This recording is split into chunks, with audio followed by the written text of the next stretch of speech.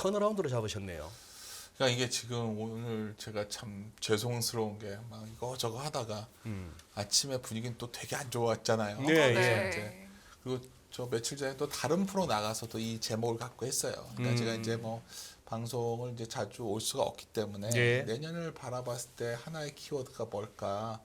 그러면 우리가 여기서 막 뭐 상황이 안 좋은 건 다 알고 있잖아요. 그러니까 상황이 안 좋은 게 터널어도 뱃머리를 돌리다라는 뜻이잖아요. 그러니까 돌려지는 예, 예. 네. 그럴 가능성이 있지 않을까. 저는 항상 주식시장이라는 기본적으로 기대 속에서 작동해야 된다 보고 있기 때문에 네. 그런 걸 키워드로 좀 최근에 계속해서 데이터를 좀 보고 있었죠. 그래서 제가 보기에는 뭐 여러 가지 우여곡절이 있겠지만 뭐 시장이 이렇게 무너지고 그런 일은 없을 것 같아요. 여기서 자주 말씀을 드렸는데 그렇다면 내년은 잘 모르겠지만 내년도 저희가 상고하고란 말을 들었더니 막 사람들이 웃더라고요. 상고하고. 많이 올라간다 얘기가 아니라 그냥 단단하다 밑단이 밑에가 아, 굉장히. 그리고 내후년쯤에는 뭐 사람들은 경기 침체 뭐 금융위기 얘기하고 있지만 어쩌면 또 코로나 이후에 4년 만에 재고 사이클이 돌아오는 거거든요. 재고 조정 사이클이 네, 예. 끝나는 거죠. 예. 그래서 그렇게 본다면 내년이 턴어라운드 스타일의 기업과 산업에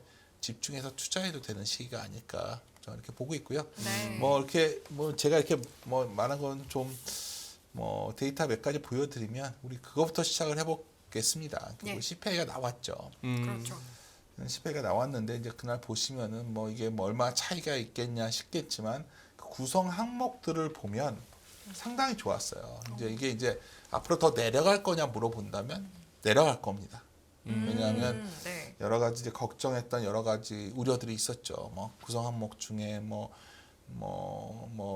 임금도 있고 뭐 예를 들어서 유가도 있고 뭐 네. 에너지 영향이 컸겠지만 에너지만 하더라도 이게 YOY 아니니까 전년 예. 대비 내년 1, 2, 3월 달이 가장 유가 높았을 때예요. 예. 그렇죠. 예. 그것도 예. 감안하셔야 되고 여기 특히 지만 중고차 가격이 확 내려왔는데 저번에 기억나십니까? ISM 제조업 지수 나왔는데 운송 시간, 배송 시간이 그 20%씩 5개 있는 건데 급락을 했었거든요. 그러니까 우리가 이렇게 될 줄 알았어요. 중고차 가격이 이렇게 급락할 줄 알았습니까? 작년에는 중고차가 또 인플레가 막 치솟을 때 제일 컸던 부분이 그렇죠. 마나임 중고차 가격 지수를 우리가 매일 보면서 이건 통제 안 될 것이다. 차 못 사서 안달이었잖아요. 차 주문 맞아요. 넣으면 뭐. 네. 근데 이제는 어쩌면 좀 이따 그래프를 보여드리겠지만 고민은 생산 과잉이 고민인 거지.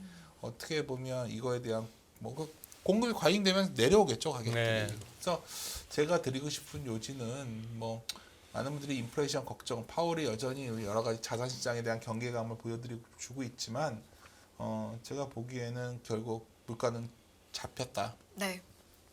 어디까지 내려오냐의 싸움인데 뭐 어떤 분들은 내려가봤자 뭐 4%면 문제 아니겠는가. 그래서 어떤 분들 이런 말도 하잖아요. 우리가 생각하는 물가의 적정 수준이 좀 달라질 수 있다는 얘기도 하시는 분들도 있고. 그리고 하여튼 그런 시각에서 본다면 인플레이션이 정점이 지났다는 게 매우 중요하다 보고요. 되게 흥미로운 게 있었어요. 여기 이준희 대표님도 채권 시장 워낙 많이 아시니까. 네. 근데 제가 그날 FOMC 성명문 발표하고서 저희 우혜영 연구원 자료에서 따온 건데 하여튼 성명문 발표하고서 금리가 치솟았다가 기자회견하면서 금리는 매우 안정화됐었거든요. 네. 어쩌면 채권 시장은 이거 그때 4.4까지 치솟았다가 4.1까지 갔다가 막 이랬었단 말이에요. 예. 2년짜리 금리라는 건 결국 이게 뭐 어떻게 했던 간에 연준의 금리가 이 정도 수준이다. 얘기를 하는 거잖아요. 네.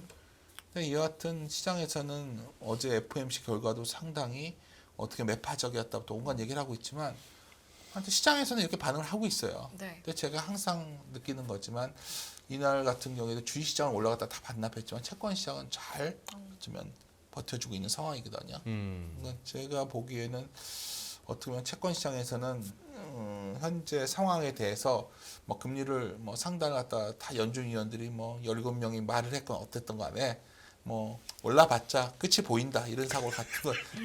그래서 제가 이 그림을 보여드린 거예요. 전도표들 얘기를 다 하시니까. 예, 예, 네네. 근데 예. 이제 모르겠어요. 저도 뭐 제가 얼마나 이 점도표의 뭐 전문가 이런 걸 떠나서 5% 5.25 해도 뭐 얼마 안 남은 거 아닌가요? 뭐 그렇죠. 이제는 네. 그렇죠. 그러니까 25표로 이제 2번 남았죠. 그렇죠. 뭐 50하고 25 하든지 25 하든지 아, 하든지. 세번 남았구나. 그렇죠. 아, 예, 근데 이제 예. 뭐 이 정도의 금리에 우리가 두려운 거는 이렇게 금리가 올라가 가지고 뭐 예를 들어서 막 그 저희 뭐 문제가 생기고 예를 들어서 막 우리가 통제가 안 되고 달러가 초강세로 가고 뭐 금리가 치솟고 시장 금리가 뭐 이래야 우리가 좀 겁이 날 텐데 뭐 시장이 주식시장이 좀 불안한 건 사실이지만 예. 뭐 이걸 갖고서 매일매일 우리가 좀 고민할 필요는 없다. 그러니까 제가 이제 최근에 가끔 여기 나와서 이런 말씀을 드렸었어요. 그러니까 제가 올해 들어와서 가장 놀라웠던 현상 중에 하나가 정말 매크로에 대한 이해도가 너무 높아졌어요. 그러니까 전반적으로 금년에 네. 큰 변화죠. 예, 그러니까 워낙에 뭐 매크로 세상에 얘기들만 뭐 연준 의원이 무슨 말 한 말을 거의 이제 일반 사람들이 이제 무슨 연예가 프로 얘기하듯이 하는 시대가 왔어요 지금. 예. 그 연준이 단어 갖고도 얘기할 정도로. 근데 네. 제가 이제 단연코 말씀드리는 거는 내년에 그렇게 이걸 신경 안 썼으면 좋겠다요 기본적으로. 아. 그러니까 네. 뭐 이 정도까지 관심 가질 정도로 상황이 급박하지는 않다는 거죠. 물론 올해 굉장히 급격하게 금리가 움직였기 때문에 좀 불안불안하고 뭐 이 그림만 보더라도 다들 알잖아요. 지금 19명 중에 17명이 5% 이상을 찍었다. 근데요. 네. 그전에는 찍은 사람이 없었어요. 그리고 이게 무슨 이 사람이 점을 딱 점도표에 찍으면 이게 마치 무슨 뭐 운명의 시그널처럼 되는 것이냐. 그러니까 제가 말씀드리고 싶은 것은 이 역시 연준 위원들이 내가 이렇게 본다는 걸 모아놓은 거에 불과한데 우리가 대화 중에 계속 점도표 상황 어쩌고 다들 얘기를 하고 있는 거죠. 물론 뭐 대표님이나 이렇게 주위의 어떤 전문가들이 그걸 고민하는 거는 직업상 하는 거예요. 근데 투자자가 그 정도까지 고민할 필요는 없다는 생각이고요. 하나 좀 말씀드리고 싶은 거는 이게 이번에 성장 전망치가 나왔는데 네. 이게 좀 시장에서 안 좋게 받아들였을 것 같아요. 성장률 보면 그래도 좀 어느 정도 유지할 줄 알았는데 상당히 그렇잖아요. 0.5면 야 이게 좀 불안하잖아요. 이게 한 0.8 정도 될 줄 알았는데 또 한편 제가 이런 말씀 드리고 싶네요. 이게 성장 둔화지 경기 침체는 아니지 않나요? 플러스잖아요. 그렇죠. 네, 성장, 네, 그렇죠. 성장은 그러니까 성장인데 제가 그 경기 침체, 그러니까 예를 들어서 파월이 아직까지도 마지막에 우리가 뭐 이거가 경기 침체까지 생각을 하진 않고 있다는 식으로 오버 타이트닝은 좀 피하려 한다 이런 말이 뭐 내년 굉장히 안 좋게 봐도 0.5라는 거죠. 물론 우리가 이전에는 왜 약간 놀랬냐면 한 0.8 정도 나올 줄 알았거든요. 좀 그런 게 아쉬웠고 실업률 같은 경우에는 확실히 고용도 악화되고 있는데 이게 뭐 이 고용이 어디가 적정하냐 뭐 여러 가지 논란이 있겠지만 네.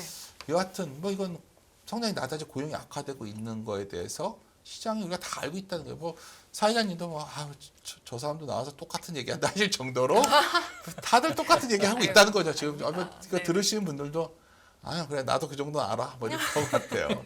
근데 물가 전망치는 사는 그래서 요새 이제 다들 더 높이 더 오래 연준에서 했단 말이거든요. 네. 근데 전에는 일시적이라고 했던 적도 있어요. 그러니까 제가 말씀드리고 싶은 거는 네. 물가 전망치가 좀 높게 유지되고 있는 건 좀 기분이 안 좋지만 제가 할수 말씀드린 건 변할 수 있다는 겁니다. 제가 미래는 알 수 없지만 그래서 다음 그림을 보여드려요. 이거는 제가 직접 좀 그려본 거예요. 뭐냐면 네. 이게 미국의 기준금리인데요. 야 이건 진짜 엄청난 겁니다. 와, 우리가 이렇게 보니까 네. 이러고 보시니까 와 따지죠. 네. 그러니까 금리가 이렇게까지 치솟았는데 제가 위에다 이렇게 동그라미 해놓은 게 뭐냐면 결국은 꺾일 거라는 거예요. 왜 꺾이냐면 이번에 물가가 그래서 중요했던 겁니다. CPI가 우리가 봤을 때는 피크아웃 했고 물론 높게 위에 유지가 될지 모르겠지만 예. 시장 금리는 그래서 채권 시장이 주식시장에 비해서 훨씬 격렬하게 첫날 반응을 했었고요. CPI 나왔을 때. 지금도 채권 시장의 반응 굉장히 로지컬하게 나오고 있어요. 지금. 저는 네. 뭐 이게 좋다가 아니라 아마 금리 상승이 뭐 6% 얘기하고 또 그러신 분들이 있는데 대략 5% 근처 가면 멈추겠구나. 5% 전후는 그러면 시장 금리는 더 안 튀는 거죠. 그래서 그러니까 그 얘기를 하세요. 뭐 시장 금리가 이렇게 올라와 있기 때문에 이제 누군가 다칠 것이다. 그래서 이제 이것도 다들 공부되셨을 거예요. 미국은 모기지 비중이 높으니까 뭐 뭔가 얘기를 하고 있죠. 금리 네. 높으면 안 좋죠. 근데 이제 아까 턴어라운드가 뭐냐면 살기 위해서 누구든 노력을 해요. 개인도 기업도. 네. 금리가 올라가면 어떤 사람들은 비용을 줄이겠죠. 돈을 아껴 쓰는 사람들은. 기업은 사람을 자르든지 캐펙스를 줄이든지. 네. 그런 변화를 하다 보면 내 몸이 적응을 하게 되는 거예요. 이 상황에. 네. 그래서 제가 내년에 키워드로 턴어라운드 정한 이유는 금리 상승의 끝이 보이는 순간 턴어라운드의 시점은 다가와 온 겁니다. 우리가 금리가 여기서 이렇게 올라오는 이 그림을 보면서 너무너무 두려웠잖아요. 저는 이렇게 금리가 올라올 줄 몰랐어요. 네. 그래서 저는 올해 2130까지는 상상도 못했어요. 네. 미국 금리가 4% 이상 간다고 생각해 본 적이 없었기 때문에. 그리고 이렇게 빠르게 오르지도 않고 올라가도 이렇게 각도가 이 정도 각도가 아닌 줄 알았거든요. 근데 이제는 올라도 끝이 보이는 시기는 왔다는 거고요. 네. 제가 이거 우울하고 가끔 여기 방송에서 보여드렸는데 이 채권시장 변동성이 확실히 꺾였어요. 그러니까 채권시장도 정말 제가 보기엔 주식시장의 변동성은 올해 아무것도 아니었습니다. 채권시장이 훨씬 격렬했고 연한 색깔이 채권 네, 시장의 채권이죠. 변동성 무브죠. 지수. 네. 예. 이런 적이 없었어요. 채권시장은 주식시장은 상대적으로 충격이 적었던 거예요. 채권시장 종사자들은 아마 세상이 종말이 왔다고 느꼈을 것 같아요. 거의 그 그런 정도로. 수준으로. 예. 네. 근데 중요한 건 그마저도 이제 우리나라 같은 경우에도 이제 이런 문제가 있잖아요. 최근에 진짜 채권 시장은 혈변을 봤죠. 혈변을. 아이고. 워낙 많이 아시잖아요. 채권 계신 분들 뭐 진짜. 그러니까 채권 시장이 최근에 미국 시장에서 격렬하게 반응했다는 걸 제가 중시하는 건 뭐냐면 이 시장에서 최근에 변동성의 근원은 주식이 아닌 채권이었기 때문이에요. 그래서 이 채권 시장의 변동성이 내려올 거로 봅니다. 네. 진정될 거로 보고 있어요. 진정되면 주식시장은 밋밋하게 움직이고 있지만 그동안 주가는 크게 못 오르죠. 위는 막혀 있지만 네. 붕괴되는 시나리오 최소한 그런 거는 적절치 않다 보고 있고요. 이런 이제 우리 대표님 말씀 중에 그거 한 게 죄송한 게 이게 이놈의 시장이 어제 다르고 오늘 다르고 이 또 골프 같아요. 그렇죠. 전반 나인홀 잘 쳤다고 후반 나인홀 잘 치는 그것도 없고 어제 만약에 네. 이렇게 턴어라운드를 말씀하시면서 좀 그거 했다고 하면은 굉장히 이렇게 거부감이 들면서 들으셨을지도 모르겠는데 오늘 또 미국장, 유럽장이 막 급락을 했는데도 우리 장이 잘 버텼으니까 또 이제 어느 정도 턴어라운드에 이제 기대감도 생기는 거고. 그런데 제가 드리고 싶은 말씀은 지금 막 미국도 미국이지만 어제 22 이후로 영란은행도 하고 이러면서 지금 독일 쪽이 막 금리가 너무 올라요 지금. 독일 쪽이 금리가 정확히. 너무 오르고 그리고 지수물 흐름이 갑자기 또 안 좋아졌어요. 우리 장 열렸을 때까지만 해도 그냥 보합이었는데 네. 지금은 한 1%대 맞아요. 네. 하락이 막 보이고 해가지고 거기다가 또 사실은 우리 윤 대표님이나 뭐 저 같은 사람 포함해가지고 우리 같은 사람이 욕을 먹는 게 우리 개인 투자자들한테 좋거든요. 예. 그러니 우리가 막 하방적으로 겁을 막 잔뜩 주고 그런데 시장은 막 확 가버리면서 아우 쟤들이 뭘 알아 이 소리를 들어야 네, 맞죠. 예. 여기서 지금 대표님이 이제 조금 이제 좋아질 수 있을 거야라고 말씀을 하시니까 사실 좀 불안한 거예요 제가. 근데 참고적으로 항상 저는 네. 욕을 많이 먹는 편에 속해 왔어요. 그냥 뭐 이거는 방송을 왜 안 나오냐 처음에 이제 저희 동료들이 얘기를 했을 때 네. 제가 이제 여러 가지 최근에 이제 재발간된 내비게이트 더 노이즈 같은 책들 저희 그런 책들에 보면 네. 결국 이런 소음이 격렬하게 반응되는 곳이 아까 이 말씀이거든요. 저는 여전히 시장에서 제가 느낀 거는 그냥 내년에 미디어를 장식하는 건 다 그런 책들이잖아요. 최근에 네, 위기감이라던가. 그러니까 제가 여기서 제가 미래 예언자도 아니고 그러니까. 뭐 여기서 네. 이런 말하면 좋아할 것 같아요. 다들 어차피 주식 많이 줄였잖아요. 그거는 제가 네네. 리테일 대표되니까 알겠어요. 주식들 많이 팔았더라고요. 네. 그리고 어떻게 보면 주식 여기서 뭐 잘 안 됐으면 하는 마음 가진 분들이 더 많은 것 같아요. 제가 보기엔. 근데 부동산도 아마 더 망가지겠죠. 부동산은 좀 더. 하여튼 뒤에 좀 보여드리겠지만 네. 아까 대표님 말씀하신 거에 대해서 좀 반론을 말하자면 제가 여기서 턴어라운드라는 게 주 단위로 그런 건 모르겠는데 제가 보기엔 그 올해 10월서부터 이미 턴어라운드가 시작된 거로 좀 보고 있고요. 내년엔 좀 더 선명해질 거로 보는 겁니다. 왜냐하면 우리가 막 이렇게 너무 이거 갖다가 현미경처럼 주간으로 딱 시간을 좁혀서 보면 굉장히 플럭테이션이 커 보이거든요. 맞습니다. 근데 우리가 대표님 이게 이평선 보는 개념이잖아요. 좀 기간을 늘려서 보면 예. 아 이게 좀 변할 가능성이 있을까? 그런 펀더멘털한 흐름도 네. 그런 걸 봤을 때 당장 이 그림만 봐도 변동성이 이렇게 계속 커지다가 채권 시장이 뭔가 변동성의 고점이 내려오기 시작하잖아요. 네. 그러니까 예. 그런 걸 말씀드린 거고요. 맞습니다. 우리 늑대달러님이 그러시네. 하루 이틀의 변화는 just noise. 네. 맞습니다. 노이즈죠. 소음을 너무 예. 그럼 아까 이제 굉장히 중요한 말을 하셨어요. 역시 제가 준비는 안 하고 왔었지만 그러니까 이제 저도 오면서 아까 와서 독일이랑 유럽 어제 라가르도가 한번 먹인 거거든요. 라가르드가 아우 사실은 라가르드 세게 얘기했죠. 파월보다 라가르도가 한번 먹인 거예요. 네, 완전히. 예. 그래서 제가 진짜 야 왜 저러냐 하는 생각이 좀 들었죠. 저도 처음 얘기를 하는데. 근데 여기서 중요한 포인트 우리가 원하는 건 결국 너무나 달러가 강할 거라는 두려움이 있었다는 거죠. 모든 자산을 그러니까 우리가 이런 환을 보는 이유는 결국 원화를 버리고 다른 자산을 다 선택해야 되는 분위기였고 네. 그게 안전해 보였는데 유로화도 그런 분위기였잖아요. 러시아 우크라이나. 예. 근데 유로화가 그렇게 약하지는 않잖아요, 대표님 요즘. 음. 이유는 아주 간단해요. 이 그림 하나 보여드릴게요. 여기 보면 달러의 투기적 포지션과 유로의 투기적 포지션인데 달러는 너무나 포지션이 많지 않습니까? 예. 결국 달러는 투기적으로 상당히 많이 들어가 있기 때문에 다시 달러가 아주 강해지려면 힘이 약하다는 거죠. 그리고 우리가 환이라는 게 결국 각국의 펀더멘탈의 상대 강도. 우리가 달러가 강하다는 거는 원화에 대한 강한 걸 얘기하는 게 아니라 결국 유로에 대한 건데 예. ISM 제조업 지수랑 유럽존 제조업 PMI를 보면 유로존이 너무 안 좋았다가 유로존 돌고 있고 ISM이 이번에 50개국 내려갔거든요. 그러니까 예를 들어서 우리가 시장은 결과를 보는 게 아니라 변화의 방향성을 본다는 입장에서 생각을 해보면 네. 제가 턴어라운드 단어를 자꾸만 쓰는 건 달러가 초강세에서 킹달러 하지 않았나요? 그랬죠. 그리고 뭐 다 테슬라 얘기만 했잖아요. 맞습니다. 왜 말씀 제가 저였거든요. 네네네. 그렇죠. 테슬라 좋은 회사죠. 아 또 저는 이미 팔긴 팔았어요. 그렇습니다. 물론 관심 네. 종목입니다만. 네. 근데 이제 제가 말씀 달러 베팅도 픽아웃 된 것 같아요.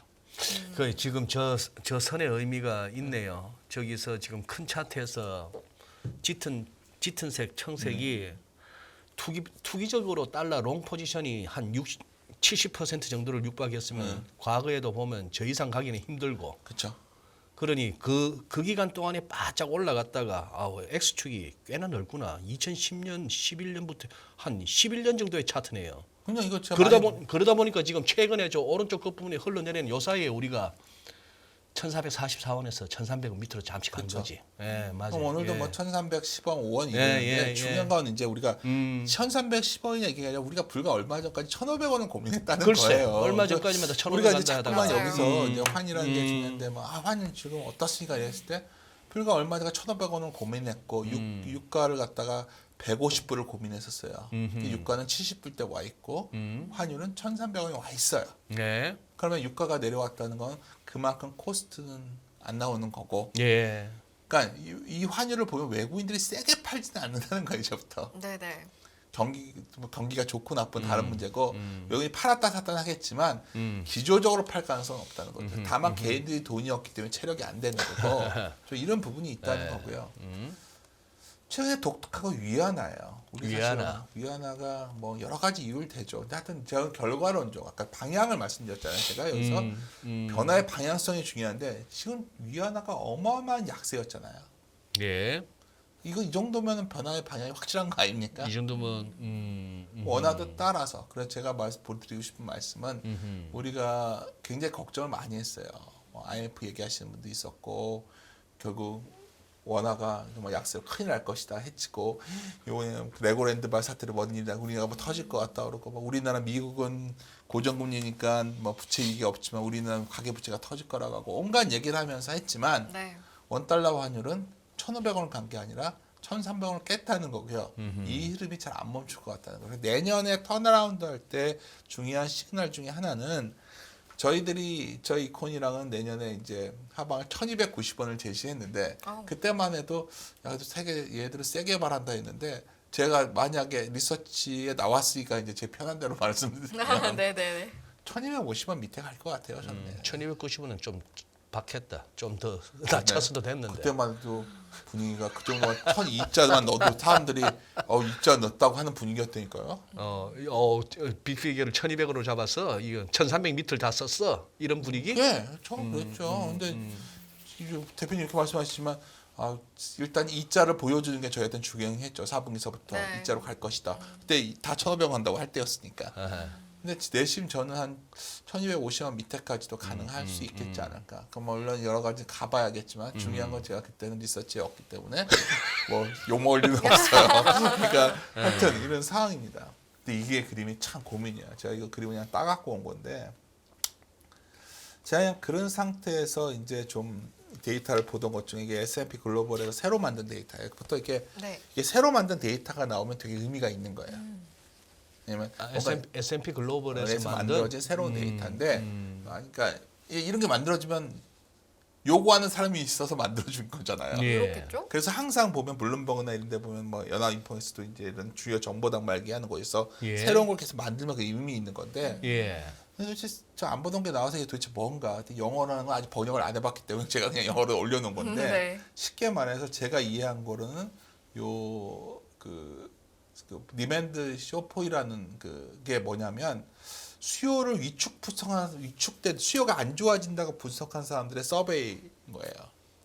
수요가 안 좋아질 거다. 이제 수요가 앞으로. 수요가 앞으로 위축될 거다, 줄어들 거다라고 서베이는- 말한 사람들의 서베이가 비율이라고 보면 되나요? 서베이라고 하니까 무슨 서베이. 뭐 데이터겠죠. 서베이 설문조사한 거죠. 예. 서베이의 대상이 그런 분들이라는 그렇게 그런 말씀이시죠? 비중이 네네. 높아진 걸 한 네네. 것 같아요. 이거 제가 이거 누가 아시는 분 들으면 욕할 수도 있는데 저는 그러니까 제가 이거 이해한 거는 네네네. 근데 야 이게 금융위 때 레벨이잖아요 거의. 음. 그러면 원래는 이 정도 수요 위축 얘기가 나오면 어떻게 해야 되냐면 노란색 선이 같이 내려와 있어야 정상 아닐까요? 노란색 선은 뭐냐면 실제 생산이란 말이에요. 글로벌 아웃풋 생산 인덱스. 서베이. 네네. 네. 아니 그러니까 제가 예. 이걸 어디 딴 데서 자료에서 본 거예요, 제가 사실은. 예. 근데 예. 굉장히 희한한 일이 생긴 거죠. 그러니까 이게 이제 여러 가지를 내포하고 있는 건데 안 좋게 본다면 수요가 저렇게 좋지 않으니 이제 생산이 이제 설비 가동률이 굉장히 안정적이어서 좋다고 얘기를 하든 저도 그러는데 네. 설비 가동률이 이제부터 급감할 수도 있는 거고 예. 생산을 저렇게 계속하고 있으니 저 재고를 어떻게 재고가 한번 음. 엄청나게 폭발적으로 무너질 수도 있겠다. 뭐 이런 걱정들을 할 수도 있겠죠. 그러니까 내년에 경기 저 정도 격차면은 또 그거 플랜카드 붙여야겠는데요. 완전 막 할인하면서 반값 땡처리하면서 그러니까 우리 사장님 미쳤어요 한번. 그러니까 제가 저번에 어느 딴 데 방송 가서 그 얘기해서 좀 사람들이 기분 안 좋아하시던데 이거 저는 여기서 그냥 솔직한 제 말만 하는 편이에요. 저는 TV 되게 큰 거 갖고 싶거든요. 몇 번 얘기했는데 네네. 그거 매우 비싸요. 뭐 1,000만 원, 2,000만 원 해요. 그런 게. 근데 그런 것까지 만약 할인 행사가 벌어지면 정말 재고 엄청 떠는 거 아닐까요? 근데 이제 문제는 저도 재고를 반도체도 계속 재고 떨어야 하는데 생산이 안 줄잖아요 지금. 이게 분명히 드러난 거예요. 그러니까 고용도 문제가 뭐냐면 서비스 쪽은 고용이 계속 늘어났는데 제조업 쪽이랑 상황이 완전히 다른 거잖아요. 좀 이따가 말씀드릴 텐데 여하튼 예. 이게 어쩌면 시장 사람들 마음속에 불안의 극치로 가는 부분인 것 같아요. 그럼 아까 이제 대표님께서도 처음 나오는 자료는 좀 눈여겨본다. 나온 이유가 있을 건 네. 아니냐, 요청한 이유가 있을 건 아니냐라고 말씀하셨는데 이게 담고 있는 자료와 내용 자체가 수요는 지금 좋지가 않은데 생산은 유지가 되고 그 간격이 좀 큰 네. 상태잖아요. 그럼 왜 이런 자료가 만들어졌을까로 거슬러 모르죠. 올라가 그리고 보면? 더 문제는 사회자님 제가 원래부터 있었는데 제가 이제 발견했을 수도 있어요. 네. 그러니까 문제는 하여튼 아하. 근데 이제 네네네. 모르겠는데 저는 잘 몰랐어요 이 데이터를. 네. 그래서 S&P 글로벌에서 아마 이런 서베이를 새로 한 것이 아니야. 그래서 이거에 대해서 그러니까 수수께끼라고 죠. 우리가 보통 시장에는 항상 새로운 수수께끼가 생기고 수수께끼를 풀어내기 위해서 여러 가지 노력을 해요. 네. 굉장히. 근데 그 잘 풀어낸 사람들 그리고 어쩔 때는 그 수수께끼가 정답은 없어요. 네네. 근데 여기 분명한 거는 이게 수수께끼라는 거죠. 지금 수요에 대해서는 정말 위축되어 있는데 어떻게 보면 이 정도 수요가 심리가 위축되어 있으면 이게 돌아설 수도 있는 거잖아. 그렇게 볼 수도 있는 거 아니에요? 네네. 근데 제가 보기엔 재고 문제가 정말 문제구나 하는 생각이 자꾸 들어요. 이걸 보고 있으면. 그래서 저번에 네. 되돌려서 한번 생각을 해본 거죠. 고용을 딱 기억을 우리가 좀 11월 초에 고용을 그때 딱 기억해 보시면 ADP가 쇼크 나왔었잖아요 그때. 네네. 그래서 컨센서스가 약한 색이고 실제가 짙은 색이잖아요. 네. 완전 쇼크 나왔었잖아요 그때 고용이. 11월에. 예. 네. 지난번 ADP 민간 그쵸. 고용은 많이 적게 나왔죠. 옆에가 이제 결국 비농업 서프라이즈 남팜이 나왔고 남팜은 엄청 좋았고. 되게 웃기잖아요. 그러니까 비노 ADP라는 건 기본적으로 대기업 고용 같은 거란 말이에요. 예. 제조 베이스가 좀 예. 높고 저희 비농업 같은 경우에는 서비스 비중이 상대적으로 높지 않을까요? 데이터 성격이 그래요. 그러니까 야 이게 그리고 이게 물론 뭐 시간당 인구 올라오고 이걸 얘기를 하고 있는데 미국의 서비스 그때 이렇게도 생각할 수 있잖아요. 물론 이번에 소문판이 안 나왔지만 어차피 미국의 서비스업이 차지하는 비중이 한 77%라고 본다면 이 고용이 그렇게 나쁜 건가요? 이게 그러니까 예를 들어서 미국이 어느 정도 그래도 소비 여력이 이렇게 돌아서 버텨주고 있으니까 그나마 다행이 아닌가 저는. 근데 여하튼 그건 제 해석이고 이렇게 고용에 있어서 차이가 있다는 거고요. 사실 10월 초에 이게 보여졌어요. 제조업 보면 ISM 보면 비제조업 그러니까 서비스 보면 이 오른편이죠. 네. 사실은 완전히 서프라이즈가 나왔어요. 이건 예. 56.5였잖아요. 예. 반면에 제조업은 50이 깨졌잖아요. 음흠. 그러니까 제조업은 사실 우리가 ISM 제조업 지수라는 게 한 5개 항목을 20%씩 보는 건데 하여튼 내용 안에 보고 있으면 그냥 하여튼 굉장히 하락속도가 두드러졌단 말이에요. 그러니까 이건 더 내려갈 거예요. 제조업 경기는. 그러면 아까 그림과 연동되잖아요. 아 제조업 경기가 좀 쿨다운 되면 이게 뭔가 반전의 시그널이 올 것 같은데 그게 하나 좀 수수께끼처럼 고민이에요. 저도. 네. 그러니까 그 다른 말로 하면 재고가 높은 업종들이 굉장히 서로 갑론을박이 벌어질 것 같고 우리나라로 친다면 그 대표적인 게 반도체가 되는 거예요 지금. 네. 하이닉스가 밸류의 어떤 레벨이 깨졌거든 지금. 그러면 제 생각에는 내년 1, 2월에 이제 하이닉스 실적을 열면 쇼크일 것 같아요. 그죠. 이 정도 상황인 거 보면 이제 재고 떨면서 까는 수준까지 나오면 1분기. 근데 저는 여기서 이제 제가 또 다른 방송에서 이런 말 해서 이제 좀 약간 오버한다는 막판이니까 좀 이런 것도 있는데 그래서 이제 에너지대 전망치가 중요해요. 제가 그림을 하나 보여드리면 네. 확 넘어가서 네. 제가 이제 여기 리서치 있으면서 우리가 많은 사람들이 리서치에 대해서 이제 비판하는 것 중에 하나가 후행적이다. 너무나 당연한 거예요. 근데 제가 굳이 왜냐하면 우리는 데이터를 보고서 기업과 소통해서 쓰는 거예요. 그러면 여러분은 어떤 데이터를 보는 거냐면 애널리스트의 컨센서스를 봐야 돼요. 컨센서스가 막 너무나 다들 좋아진다고 할 때는 되게 두려운 거고요. 예. 컨센서스가 굉장히 안 좋아질 때가 오히려 그런 턴어라운드 시기가 다가오는 거예요. 그러니까 한번 어려운 얘기가 아니에요. 한번 이 그림으로 좀 설명을 네네네. 드릴게요. 여기 보시면 그림에 보면 어느 날부터 매출이 늘어나도 이익이 좀 줄어들기 시작해요. 뭔가 코스트에 문제가 생긴 거죠. 이런 거죠. 매출이 많이 느는데 장사가 잘 되는 것 같으니까 막 비싸게 사람도 뽑고 게임 회사들 그랬잖아요. 막 엔지니어들 네. 막 소프트웨어 프로그램 엔지니어 비싸게 뽑고 막 예를 들어서 뭐 그런 회사들 돈 쓰다 보면 이익이 줄죠. 예. 이게 매출이 늘어나도 이익이 상승폭이 막 둔화되기 시작하다가 상황이 안 좋아지면 뉴스에 뭐가 계속 나오냐면 사람 잘랐다는 기사나 정리해고 네. 명퇴 그리고 투자 축소 뭐 매각 예. 그러니까 나와요. 그러면 참 거기서 더 어려워요. 투자하기는 어려운데 그렇게 줄여가지고 잘 되는 회사들이 나와요. 아.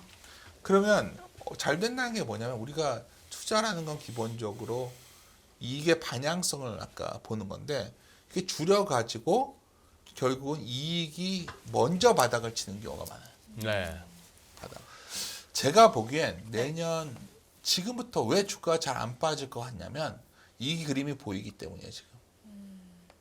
이것이 내년 뭐 1, 2, 3 중에 나온다고 본다면 오히려 아마 그때 실적이 좀 부진해도 주가는 상당히 이미 앞서서 어차피 전환점이 다가올 거야 해서 버텨주고 막상 위는 못 여는 상황. 위는 저는 그렇게 본다는 겁니다. 근데 그림을 보여드리면 사람들이 역실적 장세를 많이 쓸 거예요. 우리나라 이제 우라가미 군이오의 일단 주식시장의 사계절이라는 책이 굉장히 우리가 오랫동안 네. 애독해온 책이니까.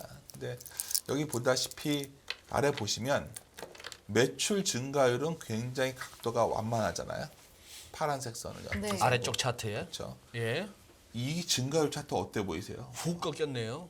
아니 변동성이 이제 살- 어마어마하게 크다는 거죠. 변동성이. 특히 그러니까 이렇게 변동성이 크기 때문에 여기서 저는 더 내려간다 봐요. 이익 증가율이. 왜냐하면 애널리스트들이 여기서 지금 굉장히 급격하게 이익 전망치를 내려왔어요. 거의 예. 27, 8% 내렸거든요. 지금. 예. 그래서 40%, 뭐 40에서 45%까지 낮출 것 같은데 그게 4분기 실적 나오면 이미 그 정도 낮춰놓지 않을까요? 그러면 중요한 건 위에 보시면 제조업 영업이익률 보면 물론 과거에 트레일링 PBR과 놓고 보면 야 이게 정말 의미 있는 이익률 저점까지 다가오고 있거든요. 지금 기업들을 관계자를 만나 보시면 네. 야 이건 IMF보다 더해 금융위기 때보다 더해 말이 나오는 거예요. 그래서 근데 네. 여러분 요새 유행하는 재벌집 막내 아들 드라마 인기가 좋잖아요. 저 열심히 보고 있습니다. 그게 왜 인기 좋죠?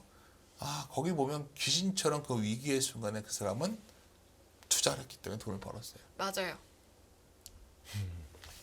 한번 우리가 턴어라운드라는 걸 고민해 보자는 거예요. 네. 그러니까 아 귀신처럼 그 사람 어떻게 알았지? 사실 안 좋을 때였는데 그 사람 미래를 알고 있다는 전제가 됐지만 그쵸. 사실 사실 우리가 카드채 쳐졌을 때 결국 카드채 관련된 그런 채권을 샀으면 돈을 벌었고 LG카드 같은 기업들 항상 그랬다는 거죠.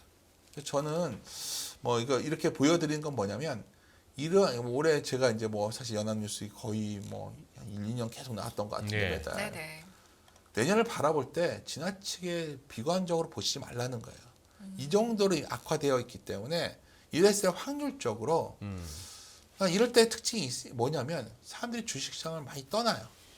그리고 예수금도 많이 줄고 분위기는 되게 안 좋은데 어느 날부터 굉장히 어떤 기업들이 팔고 나서 열받아서 불안해서 팔고 났는데 한 달 있다 봤더니 이게 올라와 있던 경우도 꽤 많아요. 그렇죠. 아니 근데 대표님께서도 뭔가 아래로는 그렇게 이렇게 탄탄하게 다져져 있어서 뚫리진 않을 거다라고 또 하셨지만 또 동시에 위로는 막혀 있다라고 네. 말씀하시니까 뭔가 그 예수금으로 다시 옮겨놓기에도 또 주저가 되기도 하거든요. 근데 뭐 예수금은 어느 갖고 계셔야 되지만 네. 제가 보기에는 물론 어려운 시장 영역이죠. 여기서 이렇게 말하면 이제 야 여기서 어떻게 증권 사람들 맨날 와서 주식 사라고 한다 막 욕하고 이러시는데 그러니까 제가 시간을 너무 좀 정작 길게 봐야 될 때가 왔는데 짧게 보려고 하는 것 같고요. 네. 그러니까 우리가 지난 우리가 막 2,800, 3,900, 3,000 그때일 때는 막 굉장히 길게 투자를 했는데 이제 와서는 도저히 불안해 죽겠는 거예요. 하여튼 뭐 그런 얘기하러 나온 건 아니지만 네. 여하튼 제가 보기에는 앞에 제조업 영업이익률 같은 것들을 상황을 보면 역시적 장세라고 딱 단적 짓기보다 어쩌면 많이 반영돼 내려와 있다 저는 보고 있고요. 아까 네. 돌아가서 그 수요 그래프에서요. 저는 뭐. 그러면 그 투자 아이디어를 만약에 찾는다라고 하면 아까 이제 수요와 그에 비해서 많이 이제 생산이 되고 있는 그런 공급적인 부분에 있어서 재고 관리를 굉장히 잘하고 있는 기업들을 좀 지금부터 눈여겨보면 아니 기회가 저는 될 재고 수 떠는 있을까? 기업이 낫죠. 아 떠는 기업. 아, 사람 잘 짜 떨어내는. 정말 잔인한 얘기인데 아. 사람 줄이고 아, 사람을 줄이고 네. 재고를 떨고 그런 피를 대응을- 흘리는 기업이 아이고, 좋죠. 네. 피를 흘려서 망하는 기업 말고. 피를 돈- 흘려서 좀 더 그러니까 어떤 탄탄해지는- 기업들은 돈이 없어 그냥 네. 망하는 거고요. 네. 여기서 이제 저 이자 보상 비율을 보는 건데 뭐 그런 네. 기업 피하시고 참 잔인한 말이에요. 주식시장이 참 이게 잔인한 곳이에요. 그러니까 근데 이럴 때는 하거든요. 아니 만약에 이럴 때 해야지 할 수 있지 않을까요? 그러니까 이게 참 이런 말은 조심스럽네. 아니 지금 우리 윤지호 대표님 말씀하신 중에 네네. 재고 떨어내고 네. 뭐 그거 이래저래 하고 피를 보는. 아니 저는 어릴 때 참 이렇게 뭐 완전히 어릴 때 저 개구장이 소년 시절 네. 넘어지잖아요. 네. 넘어지면은 네. 뭐 어머니나 할머니나 네. 이 뒤져가지고 피나나부터 보셨어요. 네. 피 나면은 안심을 하셨어요. 아, 그래. 맞아. 아, 피가 나면은 안심을 하시고 세게 넘어졌는데도 피가 안 나면 오히려 걱정을 하시더라고요. 네. 그게 이제 차라리 피가 나면 그러니까 피를 흘려도 이게 유지될 자신이 있을 경우가 있고 어떤 회사가 참 기업이 하나의 생명체잖아요. 아까 제가 그 그렇죠. 그림을 네. 잘 보여드린 이유가 뭐냐면 정말 이거는 경쟁 마진이 축소되고 이랬을 때 비용이 올라와 있는 거거든요. 비용이 가장 지금 연준 맨날 고용 하잖아요. 야, 요즘처럼 사람 줄이는데 별말 없는 경우 드물지 않나요? 아니, 저번에 파업도 깜짝 놀랐어요. 그 정도면 파업이 알아서 잠재워 줬잖아요. 여론이 안 좋아서. 이렇게 경기도 안 좋은데 무슨 네. 파업이냐. 이게 결국은 제가 말씀드린 결국 이익이 먼저 바닥을 치는데 그게 내년 상반기일 것 같아요. 주가는 그래서 지금 단단한 겁니다라는 네. 거 말씀을 드린 거고요. 근데 하나 걱정이 한국에서 정말 안 좋은 시장이 뭐냐 부동산이에요. 정말 부동산 데이터는 요거는 좀 걱정되죠. 섬찟합니다. 네, 맞아요. 네. 만약에 저 윤조라는 사람이 잘못 봤다면 제가 부동산에 대해서 저는 부동산이 안 무너진다고 보는 사람인데 부동산이 무너지면 한국은 가계부채 문제가 좀 있거든요. 네, 네. 근데 제가 최근에 놀랬던 데이터가 하나 있는데 전세예요. 전세요? 전세가 그냥 무너지더라고. 음. 이게 나 쉽게 말해 전세 들어올 사람도 없는 거죠 지금. 그렇죠. 그럼 유지할 수가 없잖아요. 쉽게 말해서. 네. 그래서 이제 부동산이 이러다 보니까 하여튼 이 부분이 제일 좀 제가 갖고 있는 턴어라운드 했을 때 뭐가 제일 불안하냐 저한테 물어본다면 미국도 아니고 다 아니고요. 저는 한국의 부동산 시장이 좀 걱정이다. 이거는 근데 제가 뭐 잘 될 거로 저는 그냥 믿으려고요. 그 혹시 외에 대표님 집이 한 서너 채? 아니 전혀 아닙니다. 아, 근데 걱정하시는 게 부동산 시장 보실 때 단기적으로 걱정하시는 거예요? 그러면 장기적으로는 아니 그러니까 경고하겠지만. 부동산이 빠지는 건 상관없는데 이게 통제가 안 될까 봐. 아, 가계부채로 인해서 통제할 수 없는 상황이 근데 뭐 될까 봐. 그 정도 가능성은 없지만 하여튼 최근에 요 밑에 옆에 보시면은 네네. 전세랑 매매랑 이런 동향들 보면 굉장히 가파르거든요. 네. 그러니까 아까 우리가 금리 올라가는 그림 보셨잖아요. 네. 그만큼 무너지는 느낌일 정도로 하니까 이 부분이 좀 내가 항상 이렇게 이런 거 있잖아요. 그러니까 우리가 시나리오를 짤 때 네. 내가 원래 갖고 있는 시나리오가 있고 그거에 반대되는 시나리오가 더 세지면 그 시나리오가 틀리는 거예요. 저는 이제 턴어라운드라는 시나리오를 얘기했는데 그거를 무너뜨릴 정도의 될 만한 반대편에 있는 시나리오가 결국은 우리가 부동산발 위기가 오는 시나리오란 말이에요. 네. 근데 저는 지금은 잘 극복되고 있어요. 왜냐하면 증권사들이 PF 같은 문제를 정부가 적극적으로 나서서 해결되고 있지만 네. 여하튼 뭐 만약 부동산이 정말 어느 순간인가 분양 같은 것도 안 되고 정말 뭐 또 정말 이렇게 좀 그런 순간이 온다면 상당히 고민스럽다는 거 말씀드리고요. 예. 반면에 글로벌 경기와 연동되어 있는 OECD 선행지수 같은 걸 보면 아니야 뭐 제가 이 그림 보여드리면서 항상 이 말씀을 드리는데 많은 분들이 아까 제가 미국이 연준에서 0.5 얘기했는데 그거는 경기 속도 둔화지 침체 아닙니다 말씀을 드렸잖아요. 네. 사실 많은 분들이 경기 침체하면 다 뭘 생각하시냐면 이렇게 여기 보시면 깊게 파인 거 있잖아요. 08년에 막 금융위기, 코로나 위기 생각해요. 근데 여기 보시면 2011년부터 19년까지도 중간에 경기 침체가 2번이 있었어요. 보이시죠? 여기? 네, 보면 확 내려왔잖아요. 네. 그러한 경기 침체는 기억도 못 하시잖아요. 우리가 어느 날부터 매크로 너무 과잉이 돼가지고 경기 침체하면 이제 죽을 것처럼 얘기를 해요. 근데 연준의 지금 파월 의장마저도 소프트 랜딩, 연착륙이냐 카드 랜딩이냐 얘기할 때 소프티시 랜딩 얘기해요. 소프트도 아니고 소프티시. 그러니까 연착륙 번역도 안 돼. 사실 어떻게 번역해야죠? 연착륙 같은 뭐 이런 연착륙 얘기예요. 같은. 뭐 우리 소프트시러운 뭐 이렇게 네. 해야 되나? 연착륙도 아닐 정도로 얘기를 해요. 그리고 좀 경제학자들은 마일드 리세션 얘기를 많이 하잖아요. 그러니까 제가 드릴 수 말씀은 만약에 이게 그러한 소위 시스템적 위기가 아니라면 이 정도 OECD 선행지수 레벨이면 많이 반영한 것처럼 보이지 않으십니까? 이 정도 각도로 내려와 있으면. 뭐 대표님이 동의를 안 해주셔서 저는 이렇게 생각합니다. 중요한 건 예를 들어서 이제 선행지수 중에 우리나라 걸 보면 제 생각에 한국 선행지수는 2월쯤에 저점 칠 거로 저희는 저희 퀀트 정다운 퀀트에 저희들이 이베스가 갖고 있는 경기 모델로는 내년 2월 정도로 보여요. 그래서 저희들은 계속해서 한 10월, 9월 정도에 저점이 나왔다 보는 거예요, 저희는. 그 정도는 앞서서 주가가 움직이기 시작하니까. 네. 뭐 그리고 특히 OECD 중에서 디퓨전 인덱스 뭐 어려운 용어가 아니라 전에도 한번 소개해 드렸는데 결국 OECD 여러 가지 확산된 나라들의 비율을 보면 그게 마이너스 100까지 갔다 제가 저번에 한번 말씀드렸는데 마이너스 한 94까지 왔는데 이 정도면 극단치도 보여준 거 아니겠는가. 100 갔던 게 금융위기 때 외에는 없었거든요. 네. 그래서 저희들은 이런 걸 바라본다면 아까 이제 여러 가지 몇몇 좀 완벽하게 우리가 안돈할 수 없지만 뭐 이렇게까지 겁을 내야 되냐 지금 뭐 이런 생각 갖고 있어요. 그래서 정말 이 방송에서도 지겹도록 보여준 그림입니다. 정말 저건 이제 한 몇 번 본 것 같다. 저희 이베스터 함께 오셨던 10년은 보셨을 거예요. 자신 있게 말씀을 드리는데 네. 주식은 뭐 제가 방송도 이제 어차피 제발 이런 거 막 사람들이 막 막연하게 낙관론 비관론 말하는 게 아니라 밸류에이션이 비싸고 경기 전망이 밝은데 이러한 확산 PER로 한 1.2배 이상 넘어갔을 때 여기 보이시면 이럴 땐 조심하시고요. 네. 한 0.8배, 0.9배 가면 물려도 도망칠 수가 있어요. 결국 거기서는. 도망칠 기회 생긴다. 네. 네. 그리고 근데 많은 분들이 이때는 주식을 열심히 안 해요.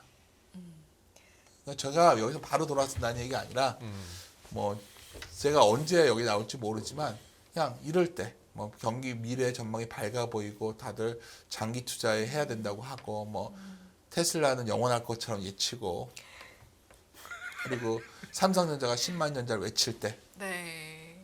그럴 때는 의심을 하시되 그냥 막연하게 반대 의견을 가는 게 아니라 밸류를 봤더니 비싸더라.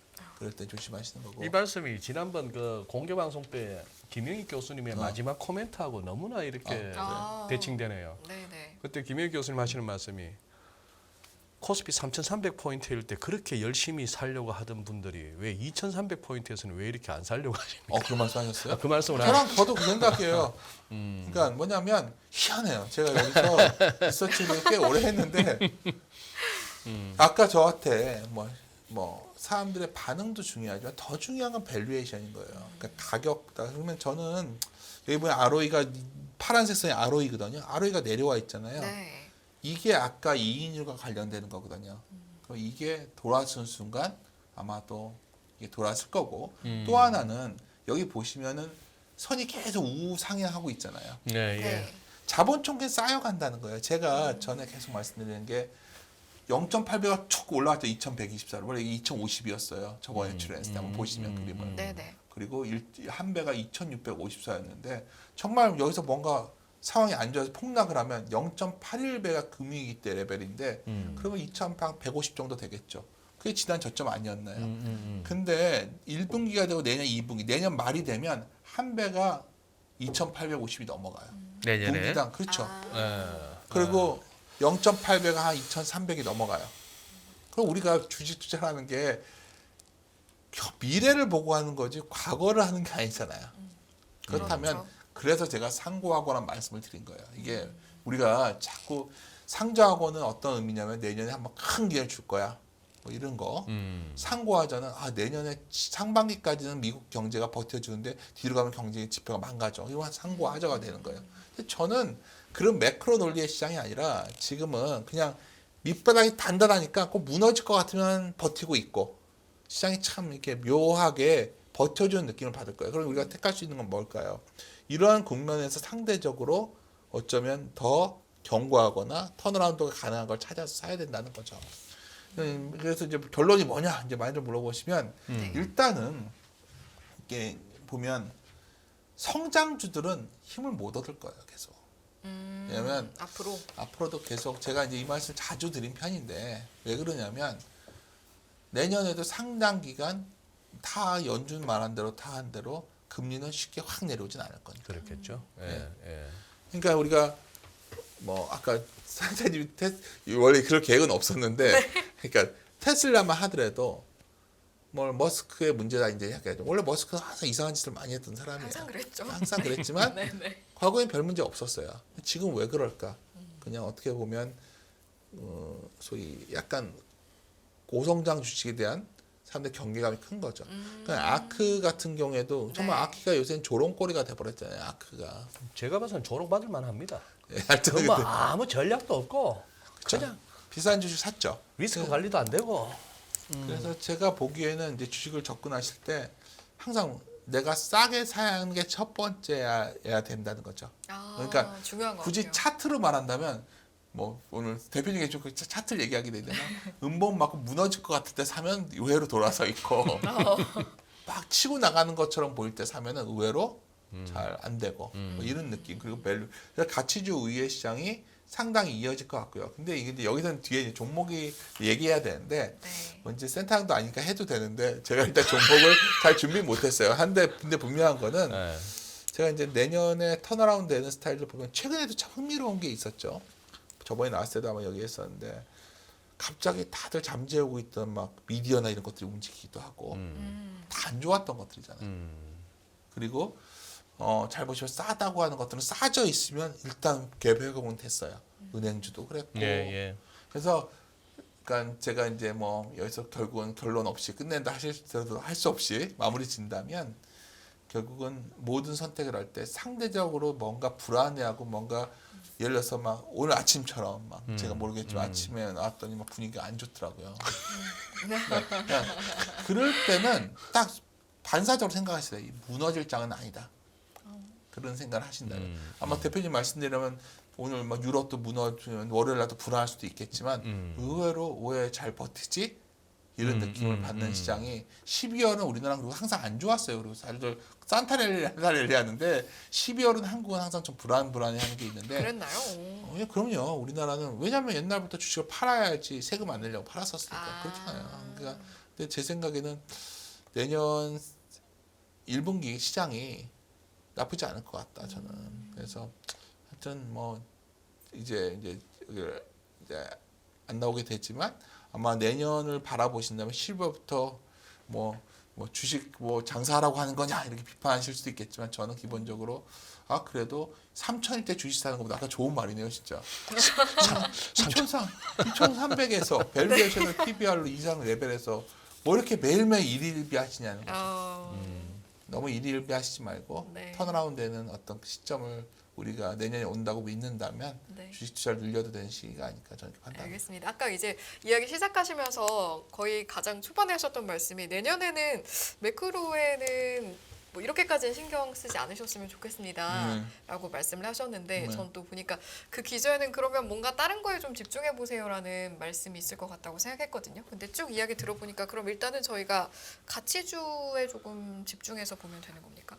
뭐 가치주 하면 제일 재미없는 얘기죠. 뭐 싼 주식 누가 뭐 사놓으면 맨날 싸다 뭐 이런 얘기도 하시는데 네. 같이 그냥 저렇게 데이터를 보여드리고 싶어서 보여드린 거예요. 근데 이런 거죠. 예를 들어서 턴어라운드가 뭐냐면 예를 들어 최근에 좋은 사례가 CJ CGV 같은 종목이었던 것 같아요. 네. 지금 여러 가지 전환 물량 이슈 때문에 문제가 됐지만 지금 좋다가 아니라 야 저렇게 정말 위기에서 역극장에 사람이 한 명도 없었잖아요. 그랬죠. 예. 그러니까 돈이 없으니까 막 시비 찍고 그리고 난리를 쳤는데 예. 하여튼 버티고 살아남았어요. 예. 그래서 지금 실적이 당장 아주 좋아지지는 않고 네. 물량 부담이 있으니까 주춤하지만 조용히 돌아섰지 않습니까 이번에. 네. 그러니까 그게 턴어라운드인 거예요.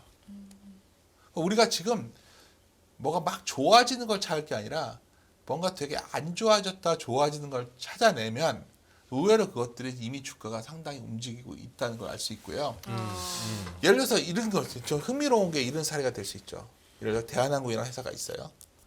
유가는 내려오고 여행은 느는 거 좋아 보이지만 사실 항공의 제일 중요한 것 중에 하나는 수출을 할 때 물량이에요. 반도체 같은 거 많이 실어서 날르는데 그게 적을 거 아니에요.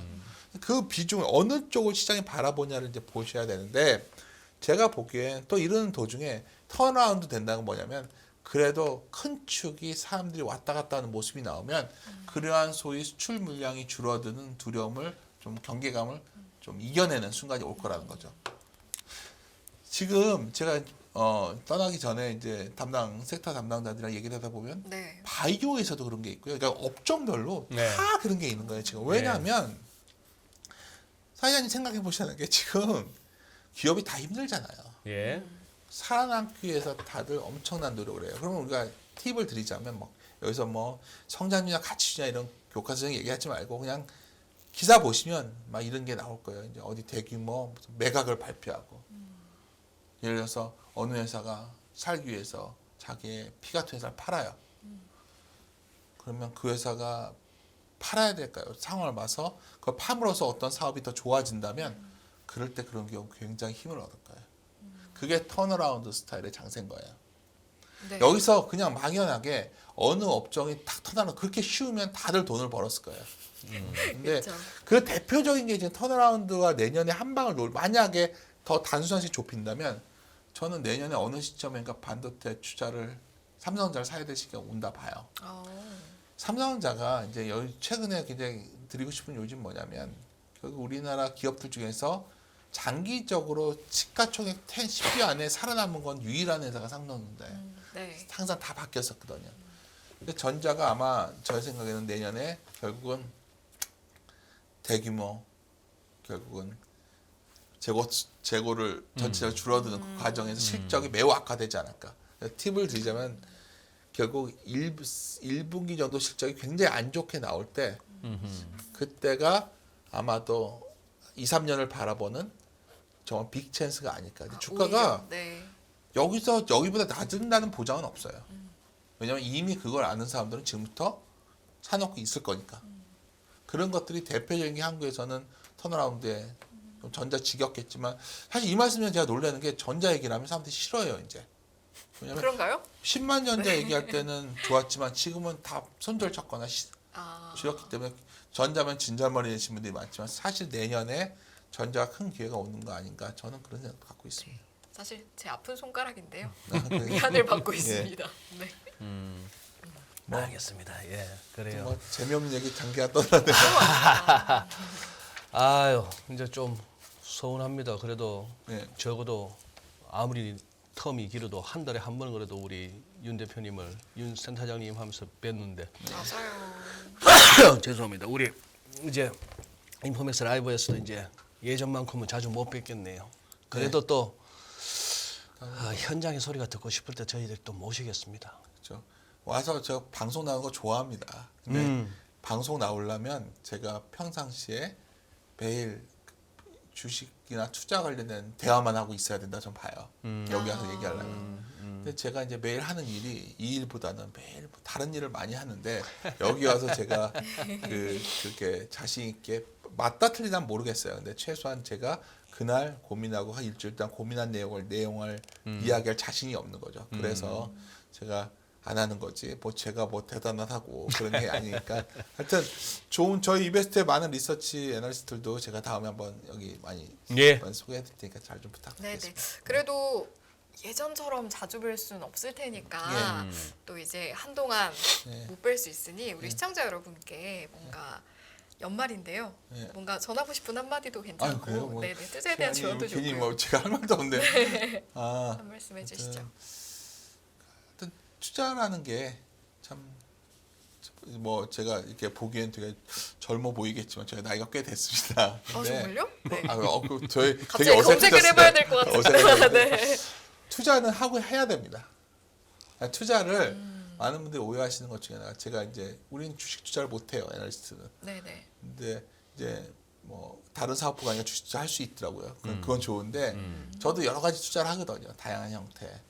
투자는 항상 해야 된다는 걸 왜냐하면 시간을 나의 편으로 만들어야지만 이런 자본주의에서 생존할 수 있습니다. 그래서 뭐 투자라는 게 여러 가지 슬픈 일도 있고 기쁜 일도 있을 텐데 근데 언제 첫 단추를 매냐가 매우 중요하다고 본다면 지금 최근에 주식을 이제 시작하신 분이 혹시 있다면 사람들이 관심이 없지만 아마 내년이 좋은 시기가 아닐까 저는 시작하기에는 네. 저는 우리 애들이 아직 성인이 됐는데 아마도 이제 제가 애널리스트가 아니기 때문에 애들도 투자를 할 수가 있거든요. 그러네요. 그렇죠. 그래서 저는 주식 계좌를 터줄 거예요.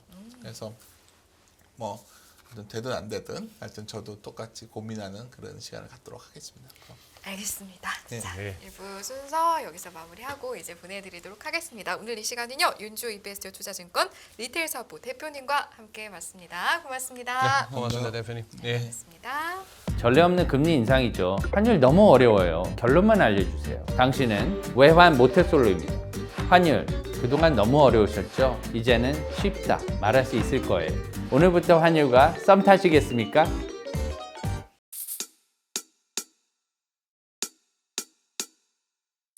지금은 현명한 지혜가 필요한 시점입니다. 딱 10분만 투자하세요.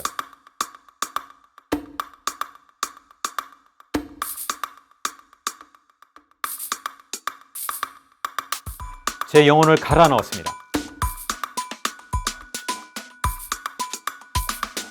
다음이 뭔지 궁금하지 않으세요? 이제는 더 이상 늦출 수가 없습니다.